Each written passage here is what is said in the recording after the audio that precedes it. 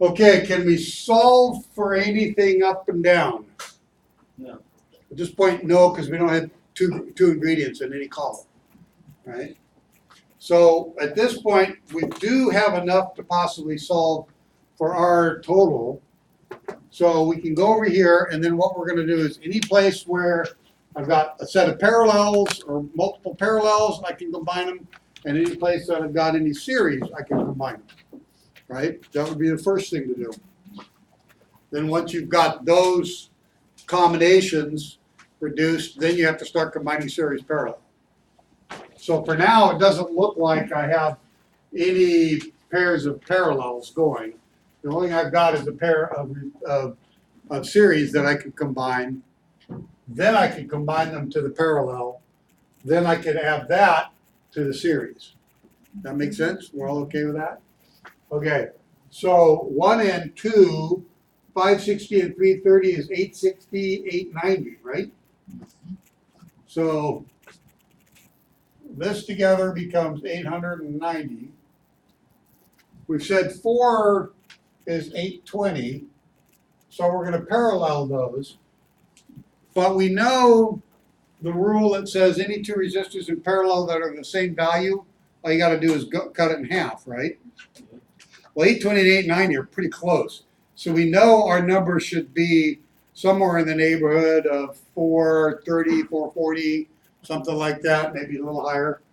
If we get 10,000, it's wrong. If we get 20, it's wrong. But somewhere above 400, below 500 ought to be about right. Okay. So now we've got it to combine those. We've got to use the 1 over 1 over formula, right? 426. 426. So 430 wasn't a bad guess. Okay. So you guys say 426. Let's be a little more accurate. 73. 0.78.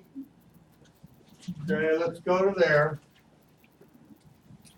The reason I say is this may get enough to where we have some pretty low values of resistance or of current, maybe not. So now what we have to do is we got to add 3 to this, right? Well, that's pretty straightforward. You just go like that, right? So that gives us R sub T, right? We can plug R sub T right in here. 1426.78. Again, little ohms. You guys have got to make sure you put your little symbols in there. If you can't draw very well. All right, so now I have 2 ingredients in a column, don't I? Anytime I have 2 ingredients in a column, I can start solving. So I can divide 48 by 1400, and that ought to make a pretty small number. I can also then take that value and multiply it by that to get power total. Might as well do it since I'll have that number in my calculator anyways. Okay, so what's 48 divided by 1426.78? 0.0336. So 0.0336, and that's amps, and we need to carry it out a little bit more. We'll see how it works. Okay, now let's multiply that times 48, see what we get.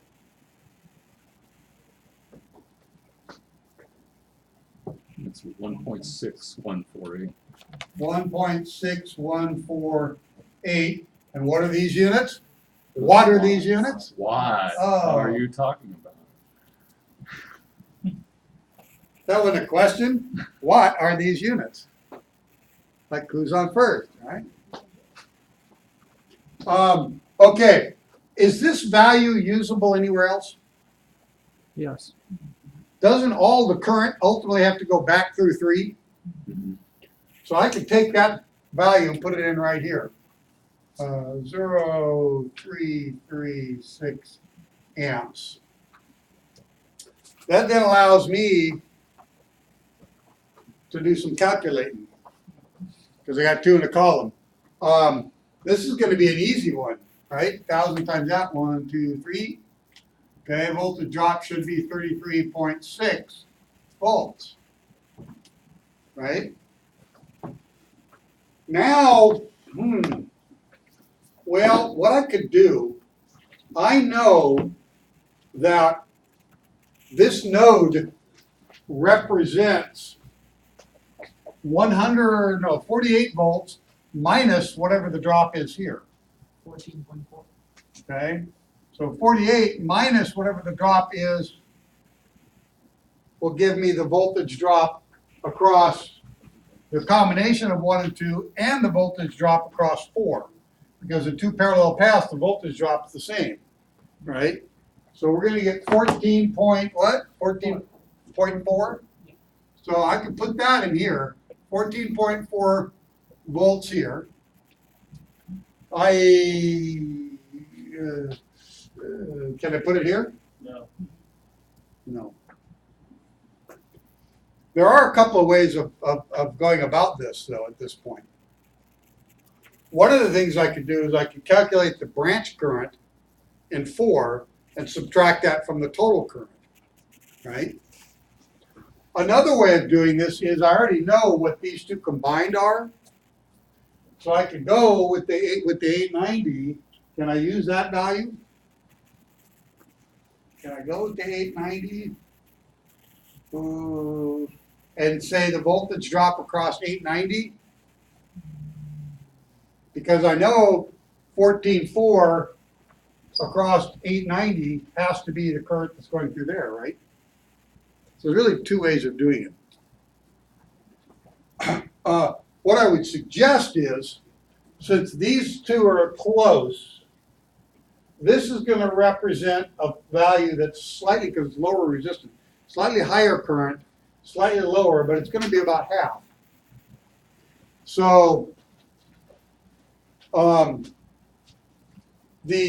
about half of the total current, slightly less than half, and slightly more ought to be my two values there, right? So branch current here, what's 14.4 divided by 1820?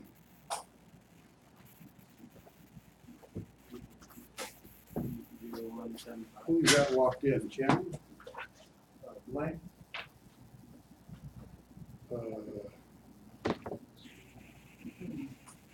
Who? Who's it? Who's?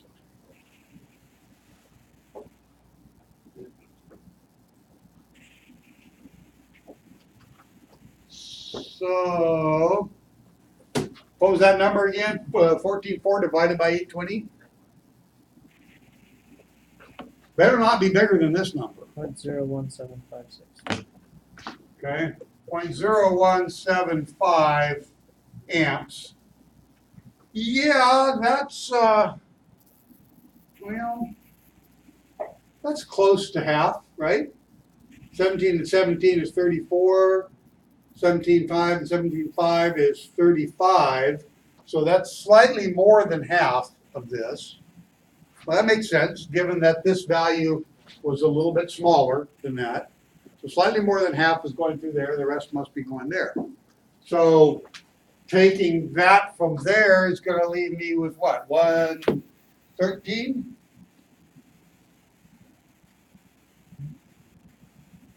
Zero, 1, 3, something? Is that right? 01613. Oh, 0.016. Oh, okay. So 0.0161. Yeah, we'll leave it there. 0.01 doesn't go through both? Yes. Amps. Okay, so now I can calculate upwards, right? And one of the things I know is the sum of the two voltage drops here have to equal the 14.4 here, don't they? Okay, my guess is you're going to have a little bit more of a voltage drop on the higher resistance and a little bit less of a voltage drop on the lower resistance. Okay, what were those? 330 times 0.016. It would be, call it 6 something. R2. 5.28. 5.28 Oh, no. here or here. There. No, resistor two. The other one's 9 point. I'm getting conflicting messages. It's 5.28. Okay. 5.28 here, Yeah, and then 9.12 on the other side. 9.12 there. 9 and 5 is 13, 14 plus some change, yeah. Okay, so that ought to be about right.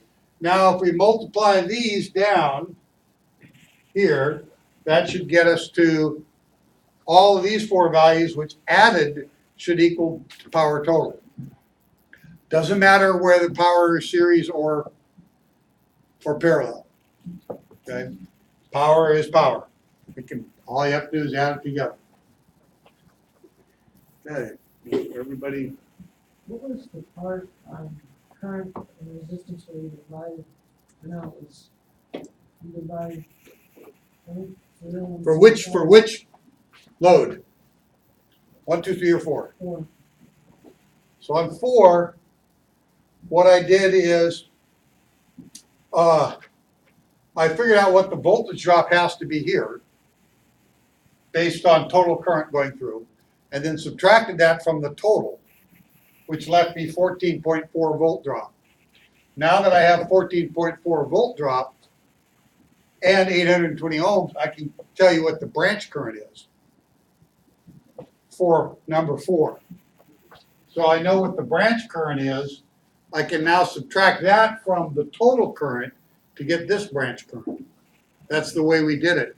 We could have done it the other way because we knew what the total voltage is here and the voltage drop there. So we could have solved it the other way as well.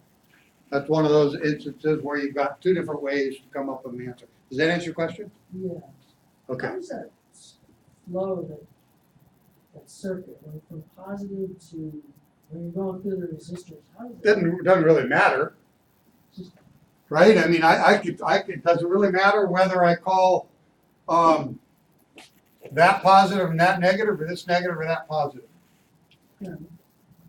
So which, we don't really care. Okay, or I could be sneaky, go like this.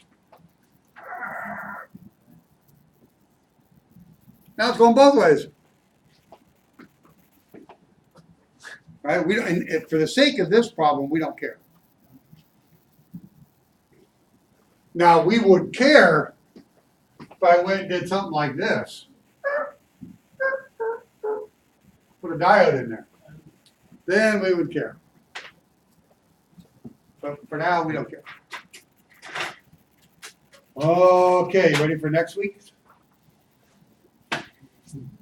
All right. Bring it on, right? Yeah. Okay, we did some things differently. First, we got a couple of parallel paths in series, so the circuit's a little different. Then I also changed some of the information that I gave you. Okay.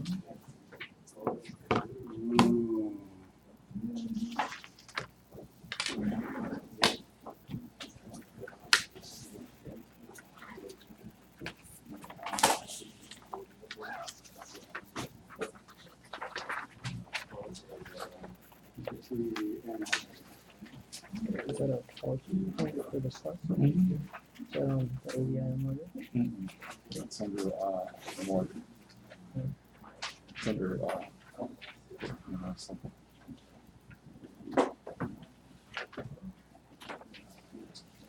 Very active. All right, so beginning of next week, we'll do it again. Right, he has it on the.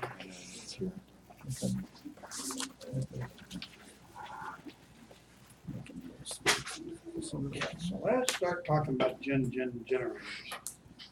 And then if we get to far enough along, either before or after lecture, or break, then we'll actually test this, see if it works. Okay, so we talked a little bit, as I remember, last week. We were just sort of introducing AC theory. We talked a little bit about inductive reactance and capacitive reactance. And we said that inductive and capacitive reactance aren't resistance. Okay? impede flow of AC through the circuit, but it's not something that generates heat per se, or light, or anything else like that. It's just interferes with the flow of electricity, so it must be accounted for. And however, the good news is inductive reactance and capacitive reactance act opposite of each other with respect to frequency. So we said that inductive reactance causes current to lag behind voltage, and capacitive reactance causes voltage to lag a little bit behind current. So, but they act opposite of each other. So for a given frequency, we could use a little bit of capacitive reactance to cancel inductive reactance, or vice versa. But we didn't really go into the math or anything like that. So we decided, well, we've got to talk a little bit about how power is generated before we go any further. So that gets us to here. As we've said when we were talking about different types of power sources, the electromagnetic generator is the number one. Even when we're using alternative fuel sources, like hydroelectrical, or geothermal, or solar, or not solar, but wind, we're still using that energy to drive an electromagnetic generator. Okay? So we really need to know how these things work. We need to have a pretty good sense of how they work and how we control them, how we control their behavior. It has changed quite a bit over the years. Actually, the basic principle hasn't changed. We're going to take some wires and cut them at right angles across magnetic lines of flux. And we're going to do this on something that spins so that it's easy to get it to do it again and again and again and again each time it goes around. That part hasn't changed. However, we've had some technology inventions that make the way we do this a little bit different. So because of that, this whole setup kind of falls into two basic groups. The first group is we just take an electric motor, like this electric motor right here. Okay, that's just a regular little, kind of a simple little electric motor. And if we applied electricity to this thing, it would sit there and spin around. So instead of applying electricity to get it to spin around, we're going to hook up and electrify the field and manually spin this thing around to create electricity. And the opposite of the motor. It'll work. It'll produce electricity just like electricity produces motion. So we're going to use motion. Now, what the source of the motion is, we don't really care, do we? Wind and a bunch of fan blades, big paddle wheel with the river going by, big lake with high pressure water coming out the bottom, driving turbines. Doesn't really matter as long as we can spin. Okay. The other thing we've said in theory, in terms of thermodynamics, is the conservation of energy must apply. Whatever energy we use to drive this will be used by it. There's no free energy. It doesn't disappear.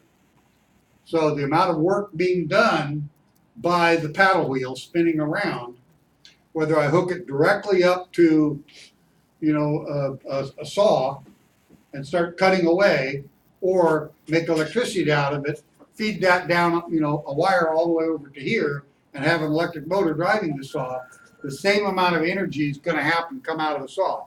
The only difference will be is sending the electricity down the wire is going to cause a little bit of heat in the wire. So we'll lose a little bit there. However, it's worth losing it to have our saw right here rather than having to run all the way up by the Colorado River every time you want to cut something. Okay? That's not very convenient. Right? Okay. So the first group is going to be that motor. The second group, we're actually just going to take and change it just a little bit. And we're going to spin this thing around and around and around, boom, boom, boom, like that, and get a bunch of electricity out.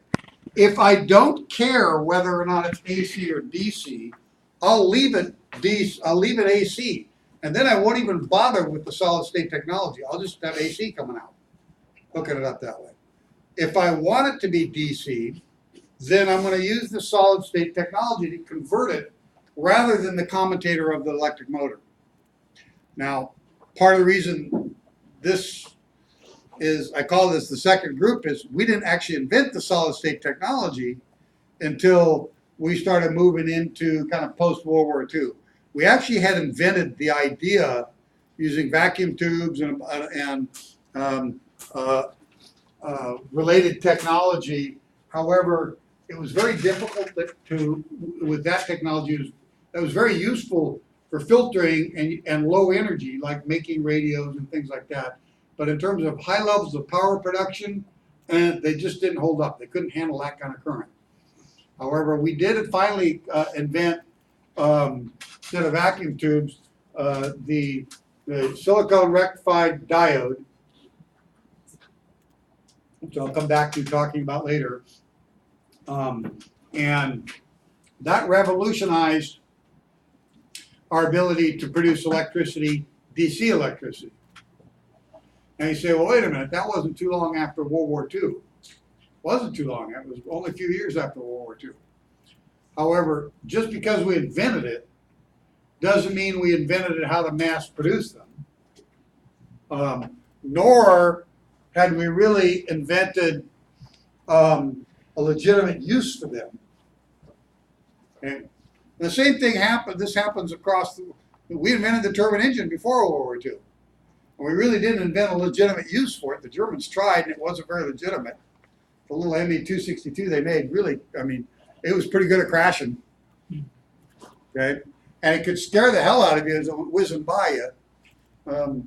But it really couldn't go very slow. All it could do is go fast and use a lot of fuel, run out of gas, and crash. So it was, again, it was another bit of, that was the turbine engine up until that point was technology that didn't really have a great use. Well, same thing was kind of true with these diodes. They're kind of big and bulky. But once we started realizing the value of them, we started thinking about, well, there are ways to make them do the same thing but be smaller. And are there ways that we can make them cheaper and make them at a much lower cost? And they kept working on that. And eventually they got to the point where it was like, oh yeah, we can make these things pretty small, still handle pretty good power, and start putting them into production. Now, of course, you already had a complete industry that didn't use these. So one of the things you didn't want to do was put that industry flat out of business by suddenly flooding the market with these things. Okay, so they had to fairly slowly introduce them. And of course, the other side of that is, well, hey, if I can introduce something that's new, and I can make a whole lot of noise about how cool it is because it's new, I can charge you more. 80 grand. Man, howdy. Well, we've got to come up with a new name. So instead of calling it a generator, we're going to call it an alternator, even though nobody has any idea what that word means. But we're going to call it an alternator. Okay? Okay, that's fine. Man, that's cool. You're going to pay a little bit more, but man, you're going to have an alternator. Alternate generator. You are going to be so cool. Of course, at the end of the day, it doesn't do anything for you because all you care about is the battery doesn't die, right? Well, the battery doesn't die with the generator. It's not going to die with the alternator. What do you care? It's not going to last much longer. It'll last a little bit longer. They don't have to be serviced quite as often. Okay? So what's the benefit to you? There actually really wasn't any benefit to you other than it's cool. You got one, and we can charge you more because you're cooler because you got one. This was one of those places where, as they invented it, it made the cost of production a whole lot less from the manufacturer side. And once they sort of got over that phase of it's cool, pretty soon now everybody's kind of getting them. We can't really get away with charging you more for them. Okay? So then at that point, from your perspective, about all I can do is turn around and say, well, this is cool because it's lighter. course, back then, gasoline was 16 cents a gallon, 12 cents a gallon. Who cares if it's lighter, right? So as a result, this technology really was late 50s, going into the 60s, that we started seeing generators being phased out. Standard commutator style generators being phased out, and the diode rectified generators being brought online and used, even though the technology, that's a huge, from like late 40s all the way, decade and a half later before the technology really starts seeing it in the industry. Can you imagine what the computer industry would be like if it took that long for a new technology to actually get used? Man, we'd still be on the Commodore 128. Okay, some of you don't even know what that is, right? They're older than you are.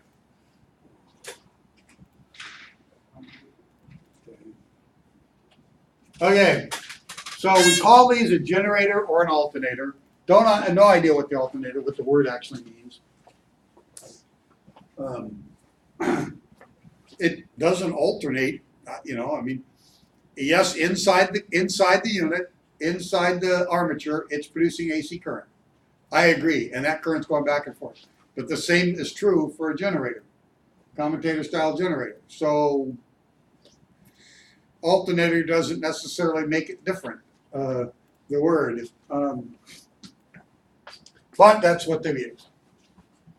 So in the world of AC, here's the part that's really confusing, where we don't convert it to DC with a rectifier. We just call it a generator. So now wait a minute, something that puts out AC, and if we just let it stay AC, we call it a generator. Just like the commutator style thing that does put out DC, we call it a generator. But when we take the generator over here that puts out AC and put a diode rectifier on it, we call it an alternator. Are you confused yet? This must have been done by the government, because only the government could mess it up that bad. The truth is, they're all electromagnetic generators. Just the way we do it's a little bit different.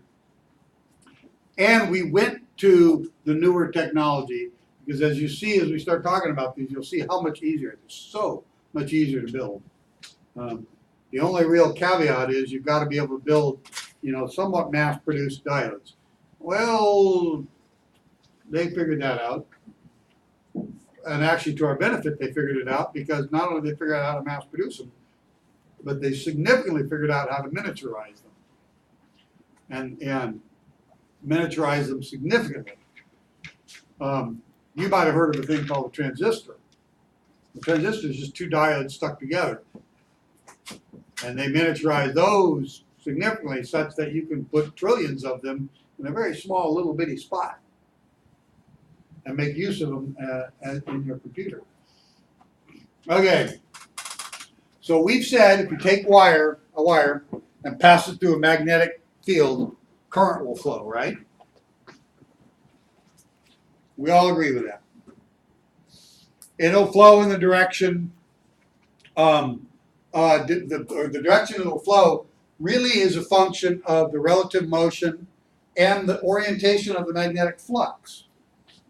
Remember, we talked about the electrons traveling around the atom, and they're all avoiding each other, but there's a static force between the protons and the electrons, and there's a relative motion, and then depending on the way the electrons are spinning, there's a magnetic force acting out at right angles to that.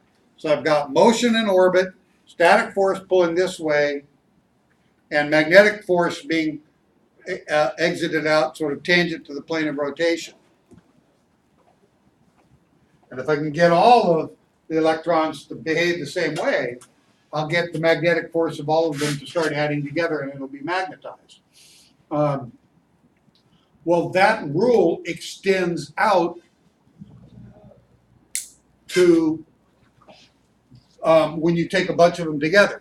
So if I take a bunch of electrons and get them marching in the same direction, the magnetic lines of flux will radiate outwards, and they'll be in a circle, but at right angles to the direction of current flow. And if I take a wire and cut it through at right angles, I will get current flow at right angles to the direction of travel and to the lines of flux. So the three right angles, that's sort of like, okay, I got right angles and right angles. Well, now I'm just going back the opposite direction. Although you have to look at it in three different planes. So if I take the left-hand rule and I show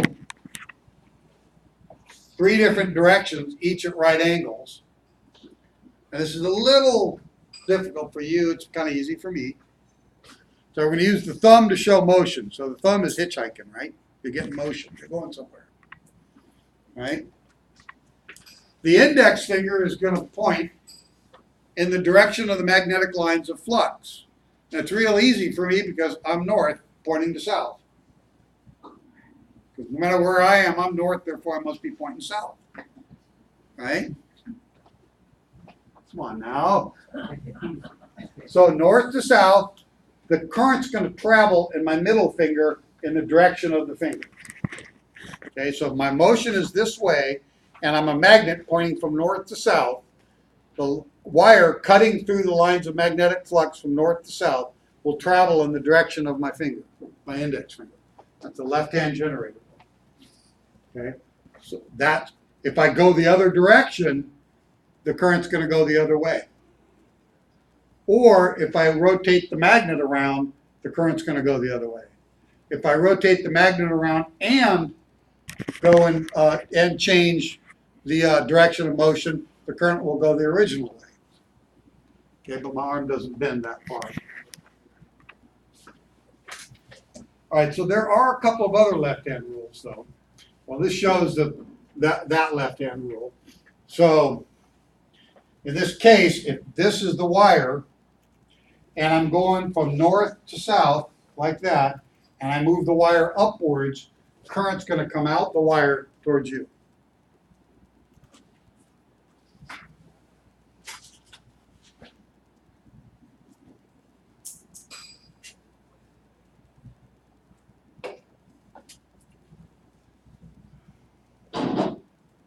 And this will be a power source. So the other left-hand rule, which you guys may remember, in a wire, if I've got current traveling through the wire in the direction of my thumb, current's traveling in the direction of my thumb, I will create magnetic lines of flux that travel this way, north to south, around the wire, emanating outwards at right angles. The other left-hand rule is, if I take current and run it in a coil in the direction of my fingers, okay, it will create a magnetic field around the coil. So all the electricity emanating from, magnetism emanating from each wire, with the current going this way using the left-hand rule, now it's in a coil, they'll all start adding to each other, and they'll build up a bigger magnetic field, and my thumb will point to the North Pole. Okay, so left-hand rule for coils, left-hand rule for wire, and then the left-hand generator rule.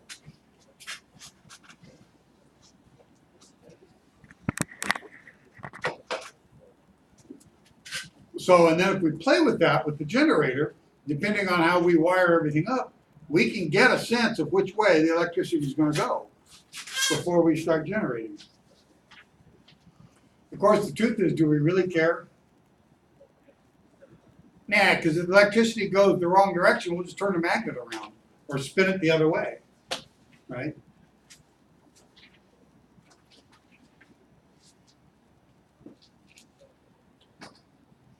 Okay, so yeah, and this shows although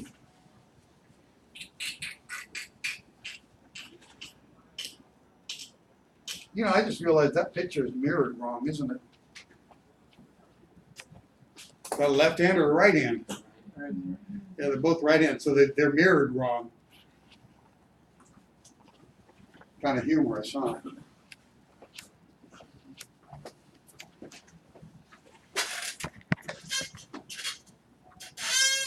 Yeah, somebody I stole those, and I don't know if I noticed it before. I'm actually now starting to remember it, but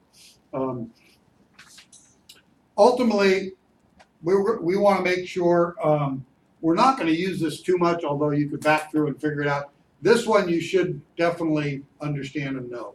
This will be asked in a test question, one way or another. It'll show up in various different testing. Okay. Okay, so we're going to take a loop of wire, and we're going to take and run electricity. We'll put a magnet here, and we're going to take and run magnetic lines of flux, and we're going to spin this around. The magnetic lines are here, so as this wire comes up, it's going to be cutting across the magnetic lines, right? And as this wire goes down, it's going to be cutting, but it's going to be cutting in the opposite direction. So if we add the two together into a loop, the force here and the force here will in fact be additive. They'll be adding to each other. And in fact, I could keep doing loops. And I'll just, each time I do it, each wire cutting through becomes an electron pump. Okay. The same thing here. I can take this wire out here, start looping it around. This one's coming up, that one's going down, but the electrons are traveling in opposite direction, motion in opposite direction, so that's going to cause both of them to add to each other. Now, if I went through here and did a figure 8, that would be a problem, wouldn't it? Okay, they would start be pumping against each other. The voltage go up and down between each one, but there nothing would come out. Okay. All right. The more loops that I make, each one of these is producing a small amount of voltage, right? The more loops I make, the more voltage is added. Okay, so if I want to increase voltage, I just keep adding loops. If I want to increase both voltage and current, I'm going to have to increase voltage and change the circuit resistance somehow. Now, every time I add a loop, don't I add some resistance? Yeah. So if I wanted to increase current, one of the things I need to do is make the wire bigger and fatter. And if I make the wire bigger and fatter, don't I have more metal cutting through the magnetic lines? So essentially, if I make the wire bigger, I'm going to get more current. If I make more loops, I'll get more voltage. However, with more voltage and a fixed resistance, I'll also get some more current, which we just proved earlier in the math problems. Okay. So we want more electrons, or we want more voltage, we want more current, we add more loops to make the wire bigger.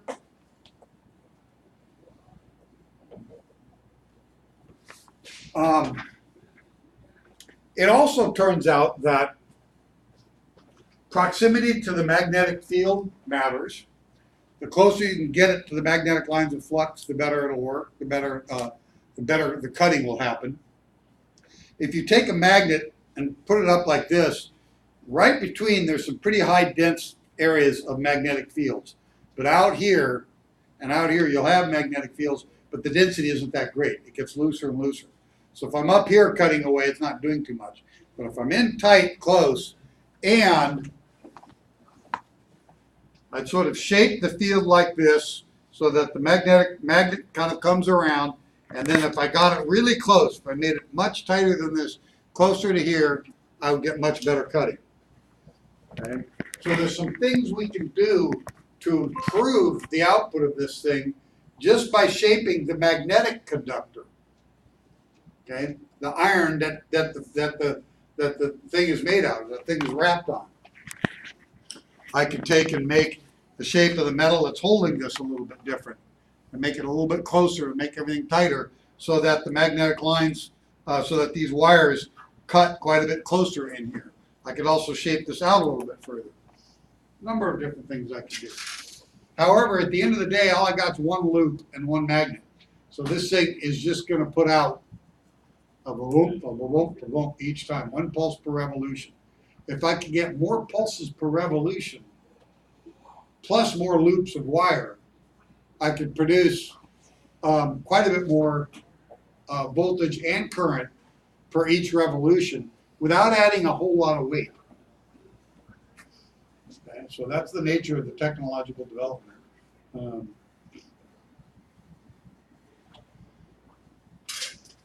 So the other thing of it is, if I do the Jethro Bodine of hooking a couple of wires up and spinning it around, you guys all know who Jethro Bodine is, right? Jethro Bodine, one day he wanted to have a telephone in his car. So when I got this big long reel of cord, went driving around until the cord finally broke and ran out of cord.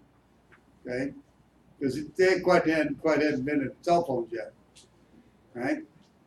Well, same thing true here. If I just take a wire and run a couple of wires and start spinning around, eventually that's going to twist up and not work.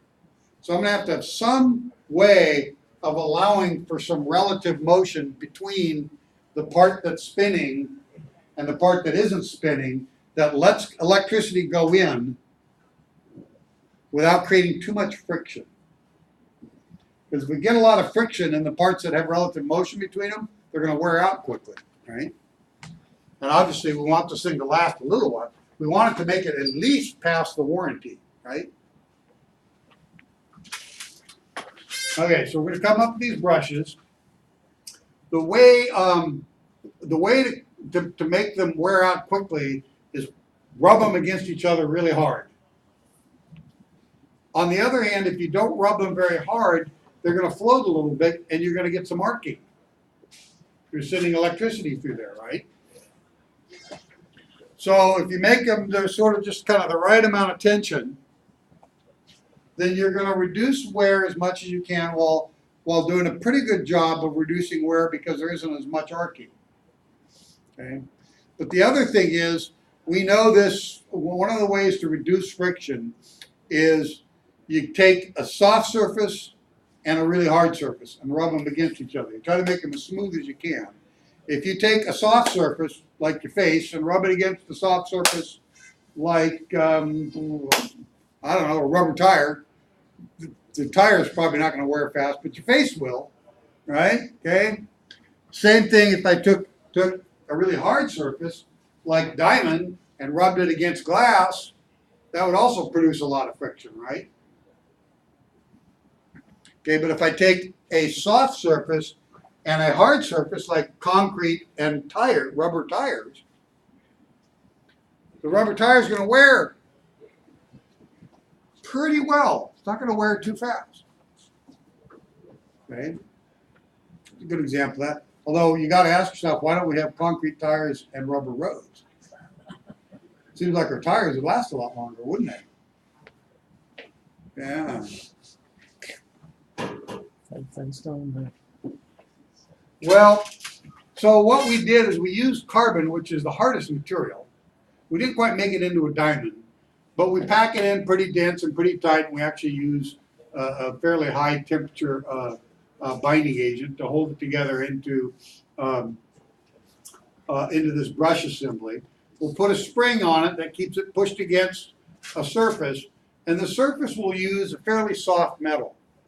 Brass is okay, bronze is a little harder, copper is actually really good, and copper is a really good conductor.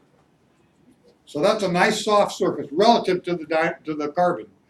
The other upside of making the carbon not quite like a diamond, if you actually make it fused carbon particles, fused carbon powder, what will happen is that carbon will wear just a little bit, and the powder that comes off will act as a lubricant. Okay, it's a conductive lubricant. So the little bit of carbon powder that sits in there running around, some of it flies off, but it actually helps to both conduct and act as a lubricant, causing this thing to last a little bit longer than any other combination. Okay. So the other thing is,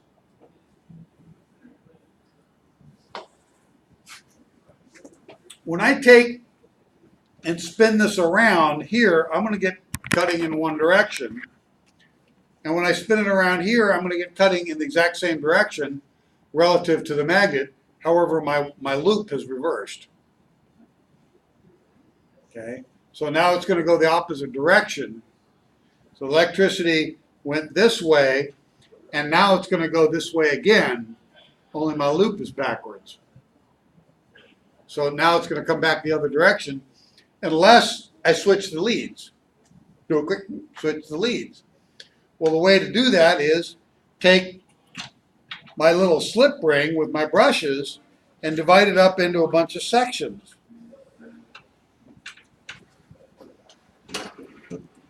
So now you can see there's a section here, the top section and the bottom section in this case. And right about in here, we're going to switch the leads. Switch the leads. Switch the leads. In fact, we'll time this to switch the leads right where nothing's happening. Maximum cutting, a lot of good contact. No cutting right in there. We'll switch the leads. Okay? And we can do the same thing here when we have a bunch of different windings. We can have a brush assembly, and it actually might be touching 2 or 3 of these at any one point. Okay? And the magnetic field is going to be pointing through there, oriented through there, and they're doing maximum cutting as this thing's going around. This thing, I could actually take and put another set of brushes here and another set of brushes here, and 2 more magnetic fields here, and get twice as much out of it. Okay, but if I do too many more, the magnetic fields are going to start interfering with each other in this type of arrangement. So I'm limited by how much I can, how many of these I can add to here, and how many magnets I can add, because the individual magnets start interfering with each other. The field magnets start interfering with each other. Okay.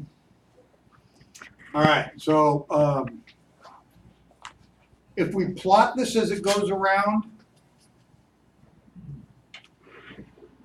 we're going to go minimum, maximum, minimum, 0, maximum, minimum, maximum. And when if we plot this with the little switching mechanism, what we're going to get, and I don't think that one works. Oh, maybe it does. Nope. What we're going to get, if we look on a line, we'll say voltage is this way and time is that way. What we're going to get is a pulse, then a pulse, then a pulse, then a pulse like that, right? So what's going to happen is voltage, switch, voltage, 0, switch, switch, and it's going to switch each time. So a tooth doesn't put out DC like a battery. A battery is just constant, isn't it? Right? But this is going to be pulsed DC. Going high to low, and it'll be 2 pulses per full revolution. So we can plot this on a scale, right?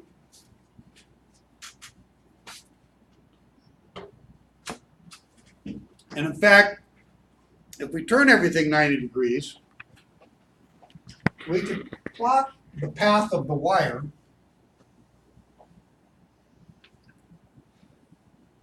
on a grid system, say X and Y like this, and we can plot the path, we'll do it here, plot the path of the wire going around in a circle, right? Well, that's a badly drawn circle, right?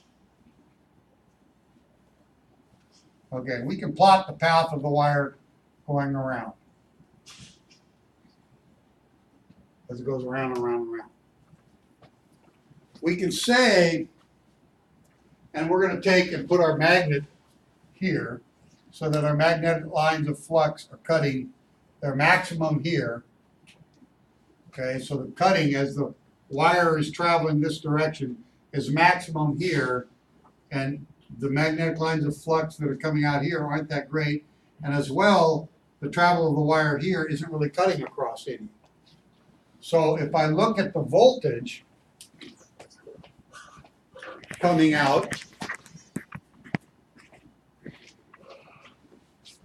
here the voltage is going to be down there and it's going to be 0. up there, it's gonna be, the voltage is gonna be up here, right? And then I come back down, it's gonna do like that, and then we'll switch. So, it doesn't really matter what this is. Let's call this a unit of 1, okay? Or let's call that a unit of 1 volt. That's 0 volts. So, when this guy gets all the way up to here, it's gonna be producing 1 volt, 0 volts. We're gonna switch leads. And switch leads, so back to 1 volt, 0 volt, switch leads, 1 volt. I'm gonna keep doing that, round and round and round, okay? And in truth, really, since this wire is a loop, both of these are helping to add to that 1 volt. So at halfway, or we could say the measure of voltage is the distance from here to here, right? However, the measure this way along the horizontal does nothing to add to the voltage. So the vertical component is the only thing that adds to voltage or current, but the travel that the wire has to do horizontal does nothing for us, right? So at half voltage, we can say at half voltage, but it really isn't half voltage. Half output is going to be right about at the 45 degrees, right? Okay, and we'll turn this, since I drew my thing, we'll turn it this way. We said maximum, minimum, maximum, and half, or the average, is going to be right about here, right? So the average of those, and we want an average because that's going to give us about the DC equivalent. See? I need to know what the average is to get to my DC equivalent, whatever that value is. So the average is going to be 45 degrees. But we said the horizontal component doesn't do anything for us. So at 45 degrees, right here, the only thing that helps us is the vertical component. The horizontal component did nothing for us. So the value that happens here and there isn't actually going to be halfway.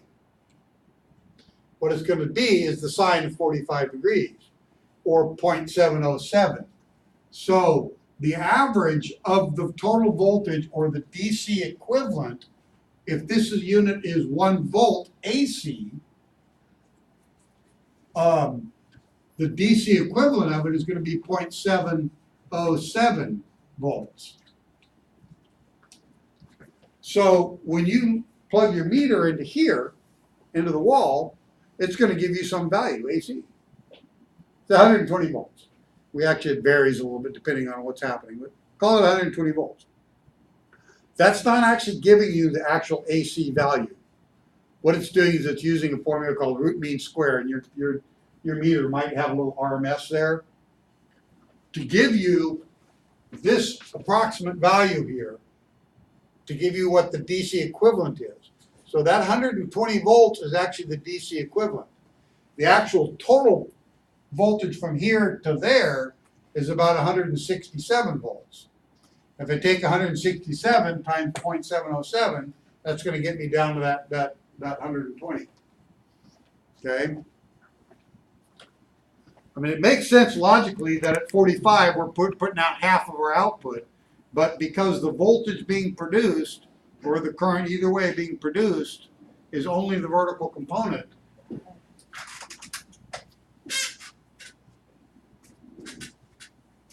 we end up having to use a slightly different value, 0.707. And then of course, you kind of got to know that what they're telling you, what the meter's giving you in the world of AC is actually a DC equivalent. Now, personally, I think that's kind of stupid, but it's the way we went. That's the way we did. So if I plot this motion, this is what I'm going to get, essentially a sine wave. It'll look like this. The physical motion will look like a perfect circle. If I plot it, it actually, and I didn't do that quite well, this is still a little too curved right in here. A sine wave is a little sharper in here and a little flatter in here. and then a little sharper here and a little bit flatter there. But I was, late night PowerPoint trying to make it work. So, and that works for this particular unit in one full revolution, particularly if I'm putting out AC. If I was putting out pulse DC, what I'd get is switch the wires and like that. Okay, just flip that to the top side. Okay, or if I hooked up things backwards, flip this to the bottom side and that way. Right? Okay. So, and then this shows kind of what I tried to draw up there. No cutting here, maximum cutting here, so peak, no cutting there, back to zero, maximum reverse cutting, back to no cutting there.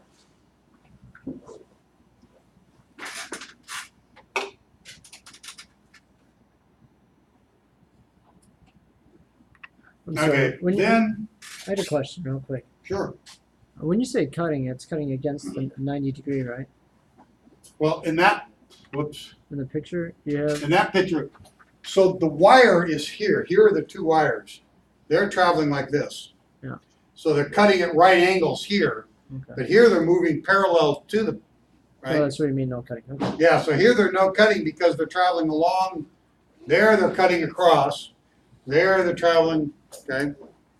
And because the left-hand rule says they actually have to cut across. Well, once it comes, when the wire comes up to here, or up the backside, there, it's not cutting across, it's actually moving in the direction of the lines. Okay, so then we can start adding more and more loops. We can add loops on either side, and if I wire this together well, it'll work.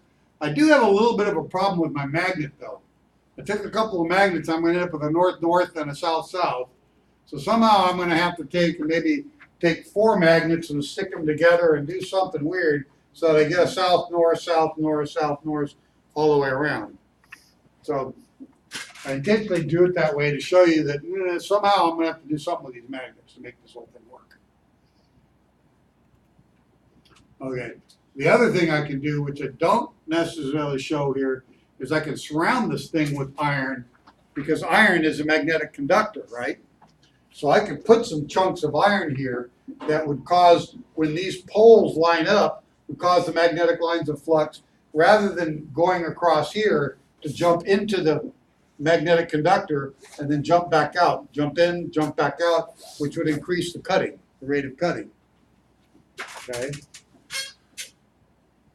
So the advantage of a permeable substance is that it conducts those lines of flux way better than a non-permeable substance like air. Does it add to the lag time though? Because you have a time to saturate the. Not really. You're always going to have a little bit of a lag. My sense is it's actually going to speed it up a little bit because it's a conductor. Coming back out of it is going to create a little bit of a lag. But more aptly what happens is as you're cutting, you're causing current to flow in a wire. The current that's flowing in a wire is going to create its own magnetic field. And the two magnetic fields are going to drag each other. They're going to distort each other. Okay? And that's going to cause this maximum cutting. The field that's going across here is going to start doing an S. So now these guys are all up here and down there if I'm going that direction, which means maximum cutting is here and minimum cutting is here, which means my switching point is off a little bit. And that's what the E gap is on the magneto, right? Well, it is on a magneto, yes. But on here, it hurts us. Yeah. So I might have to take my brush assembly and move it around a little bit. Or there'll be some good place for a specific load and RPM to orient my brushes. And if I have anything else, it's not going to be quite as efficient. And brush arcing is going to go up.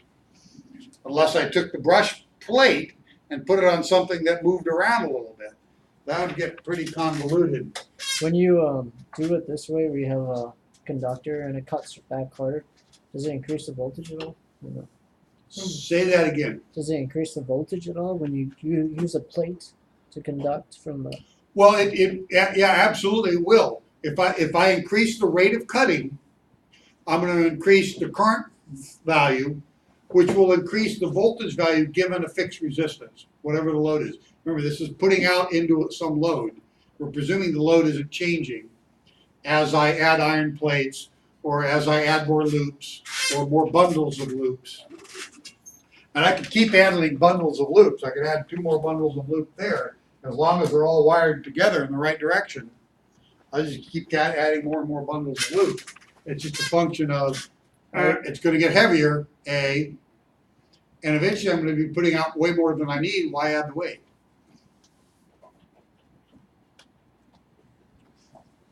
Okay, so more loops. The more loops we put out, the more voltage we produce. If we strictly add more loops in parallel, so if I took a bunch of loops and then a bunch of loops in series, that would increase voltage. But if I just had those 2 sets of loops in parallel paths, and I think I show the picture, I'm going to not increase the voltage, but I will increase the current. Because I now have 2 paths full of pumps, each one producing, let's say, one path produced 1 amp, the other path produced another amp, that would be 2 amps. And they both put out 1 volt. If I stacked them in series, I would have 1 amp at 2 volts versus 2 amps at 1 volt. Okay. I can also do that by making the wire thicker if I want to make more current, right? Because there's more metal cutting. So I think, yeah, okay, pardon my late night drawing. Okay, we got 1 coil, and then in series. That's going to double the voltage at some current. Here, this is going to double the current at some voltage.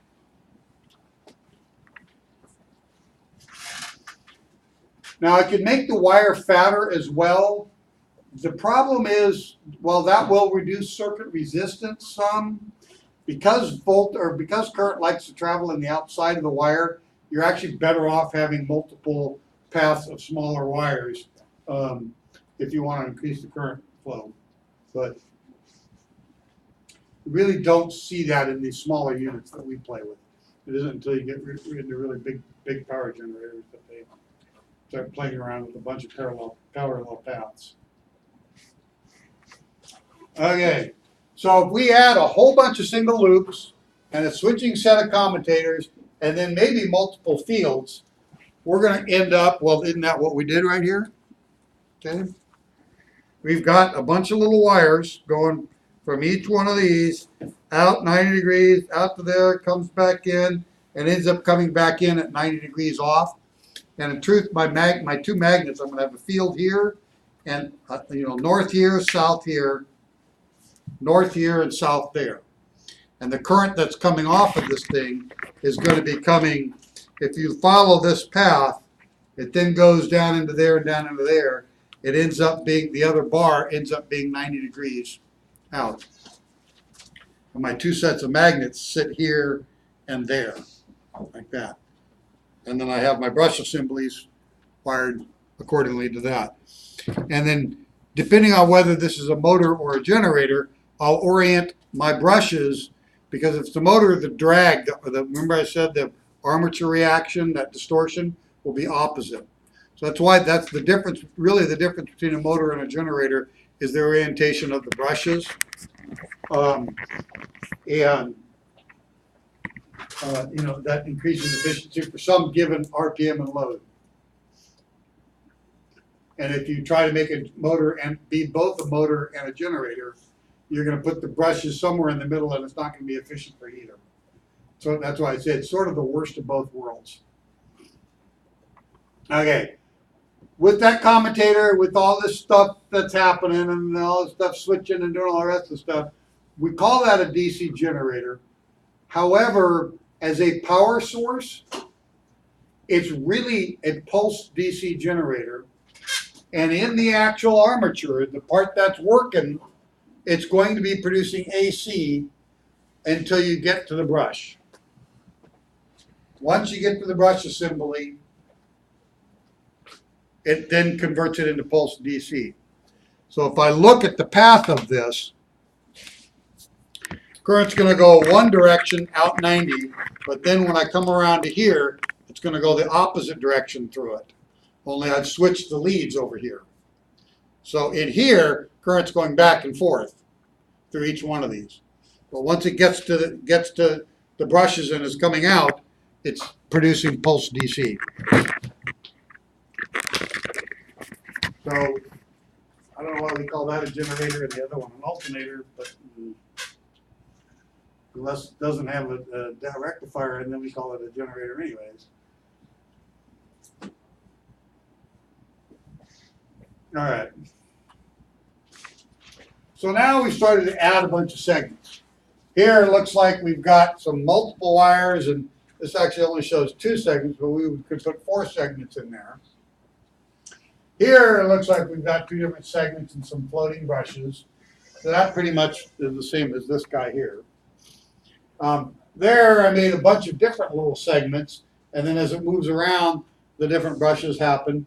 And if I literally shorten the magnets and put 2 more magnets here, and in fact went north, south, then put my second set of brushes, and in fact what I really would have would be this brush and that brush work together, and that brush and this brush work together.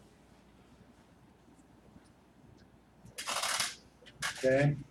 And then the little picture down there is sort of showing, once I start doing this and start getting a lot of magnetic field overlap, I start having phase overlap quite a bit.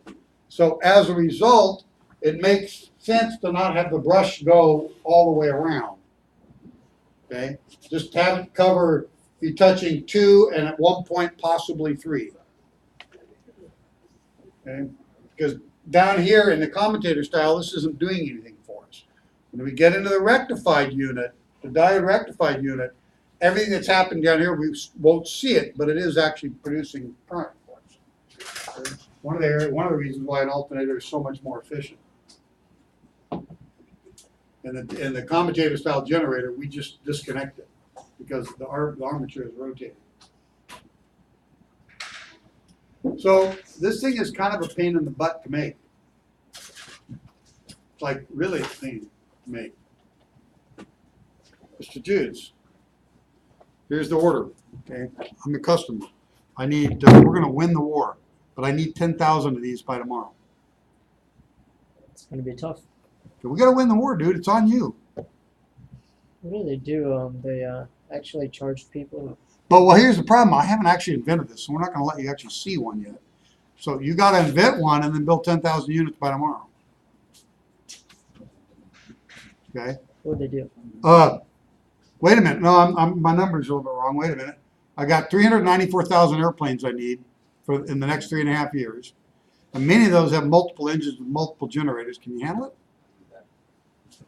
Okay. Any of the rest of you think you can do it? That's what we did. 394,000 airplanes, each one with multiple generators on it. Now look at all the little parts that are in this thing. How many person hours do you think it takes to make one of these? By the time you stamp all the parts together and then slap them all together and do all the you do to put them all back together, boy, these things are kind of a pain to make. It also turns out that if I use a permanent magnet for my magnet source of magnetism, it's really hard to control how much voltage comes out of this thing. Very, very difficult to control how much voltage comes out of it. But if I take, and instead of using a permanent magnet, I use an electromagnet, I can turn the strength of the magnetism up and down by increasing or decreasing the current going through that electromagnet. So it makes way more sense to use an electromagnet and then some kind of a voltage regulator. Now the voltage regulator is primarily going to be a resistor that's reacting to changes in voltage. As the voltage goes up, the resistance increases, trying to reduce the magnetic strength field a little bit. Voltage comes down, the reverse happens. if in fact I use a permanent magnet type generator, and I know some of you guys that got motorcycles will say, well, wait a minute. My motorcycle's generator's got a permanent magnet. Outboard motors, lawnmowers, a few places. There is no way to turn the magnetism down. So at some point, you're gonna be producing more voltage than you need. And your headlight's gonna get really bright, really bright, and go poof and blow out on you. So we're gonna have to do something with that extra electricity. And you gotta have the engine RPM up because the cops are chasing you, right? Okay, gotta keep your RPM up. But the headlight's getting real bright, and if the headlight blows out, you're not gonna be able to see where you're going, the cop's gonna get you, or you're gonna crash. So what we're gonna do is we're just gonna put the current that's coming out of there, we're gonna put a big arc resistor in there, and with a big heat sink and a whole bunch of cooling fins. And if the voltage gets too high, we're gonna take that resistor and turn it up.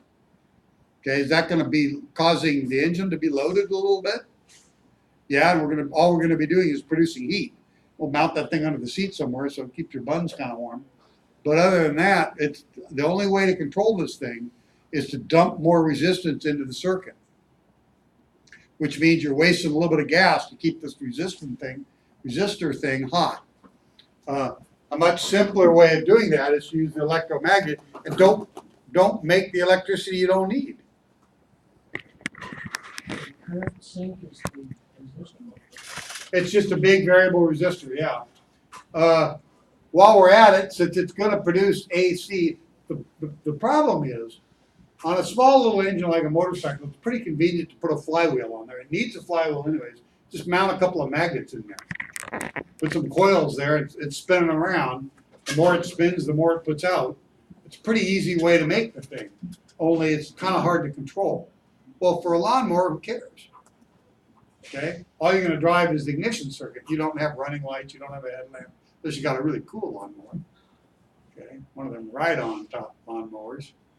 Okay, but other than that, and you're not going to invest a whole lot into making this thing because you're already trying to make the motorcycle lightweight, etc., or an outboard engine or something like that.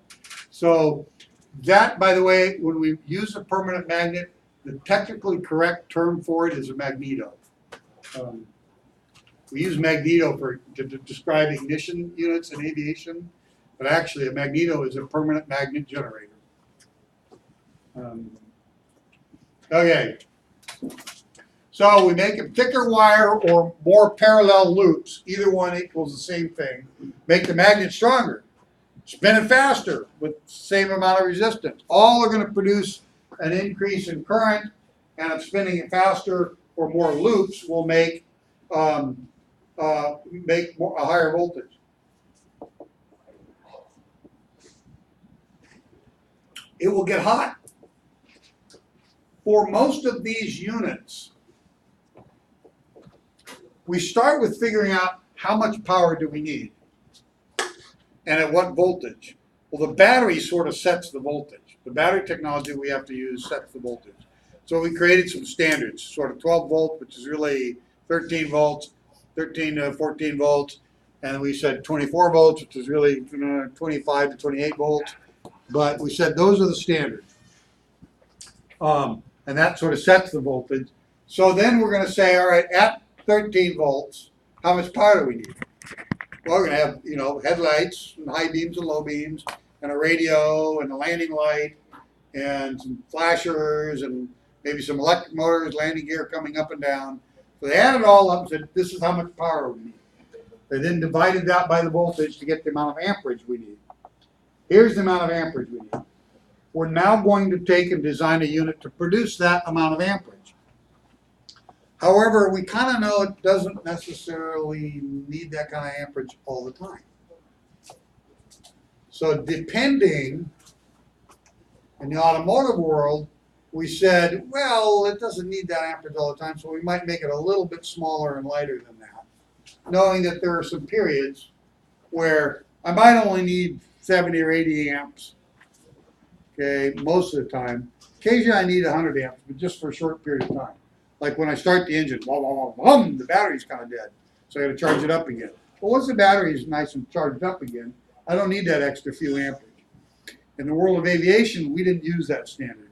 We said if we're gonna design a thing to put out that's 100% continuous duty, that's what it's gotta be able to handle. It's gotta be designed to do that.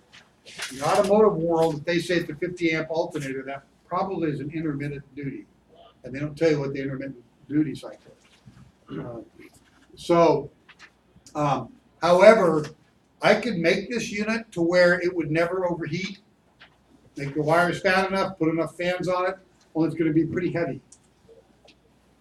So in most cases, what I'm gonna do is I'll design this thing such that for whatever rated power output, it won't overheat.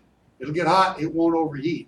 But if I put a wrench across things, it will produce more current and it could then overheat, start melting things, okay? Because I didn't make it any bigger.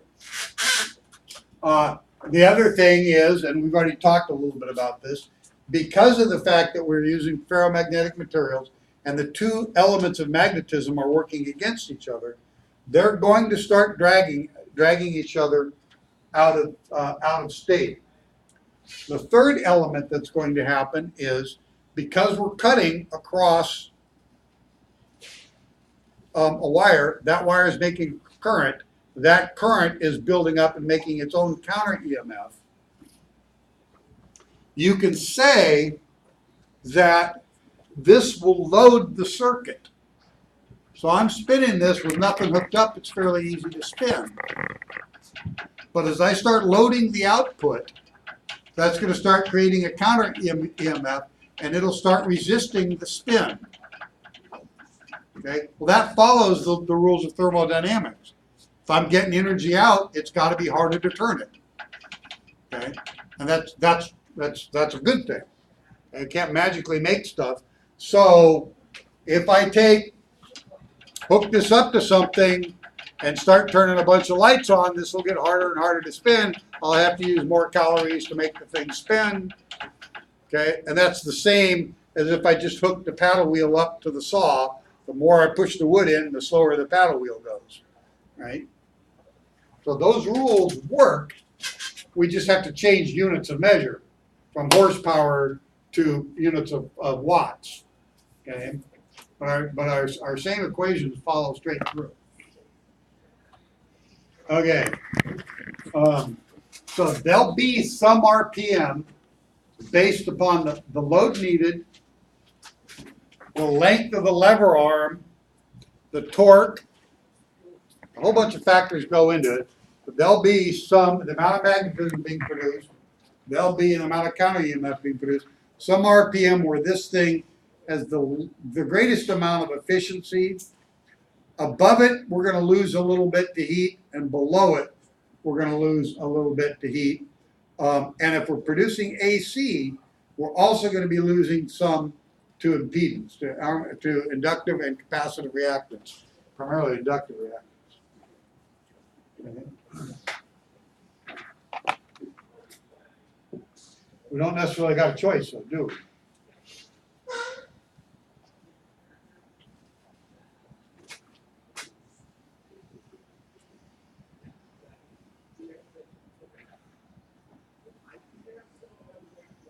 All right, so when we come back, I'm going to fire this thing up and kind of show you how it works.